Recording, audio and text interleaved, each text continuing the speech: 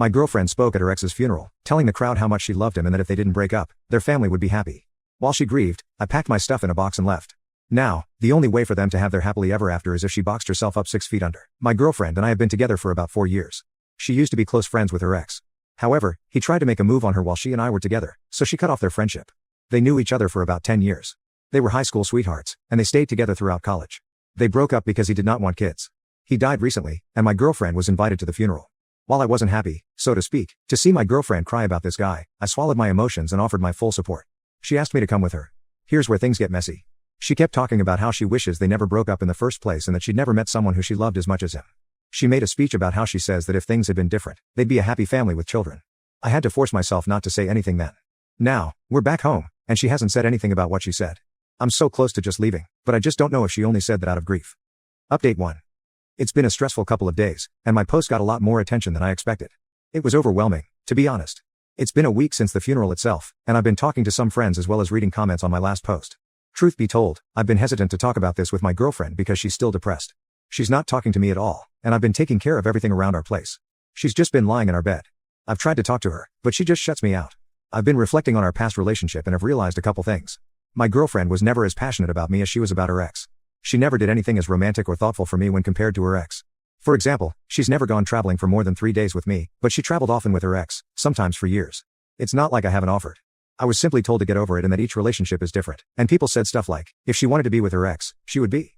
Something else to note is that some of you actually pointed my attention to another post, one that's about a girl going to her ex's funeral. I read the post, and I don't know if it's actually my girlfriend or not. Some details are different, like our age. We're both 30. Also, I never said anything about breaking up with her for going to the funeral. I wasn't exactly happy to see her mourn the guy who wanted to sleep with her while she was with me, but I didn't actually say anything. Now, that post admits that she actually cheated. I thought about this for a second, but it doesn't matter. Because if she had cheated or not, I would have already broken up with her. I did have a talk with her. She refused at first by not responding to me, but when I told her I was leaving, she finally said something to me. I basically told her that I feel like crap ever since she said those things at the funeral. I feel like she would rather be with her ex than me.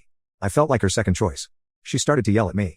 She's calling me selfish and saying that she's lost one of the most important people in her life, and I shouldn't make this about me. I was too tired to try to yell back. My things were already packed up. I'm staying with my parents for a while. Our lease doesn't expire for a few months, so I don't know what she's planning to do. I don't know what to do now.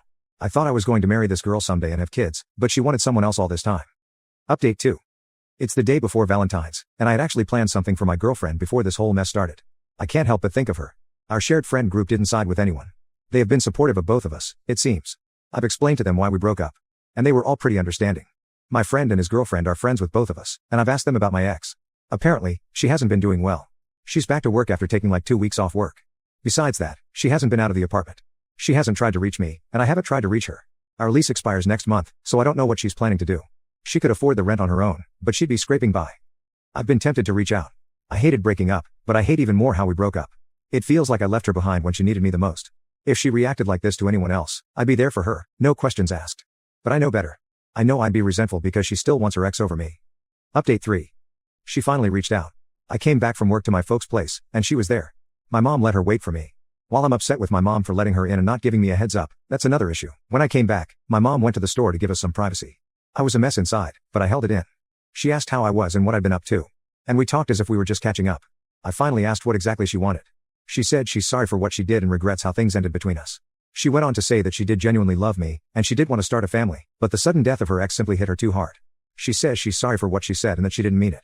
I didn't say anything and was just trying to process what was going on. She didn't actually ask me to get back together.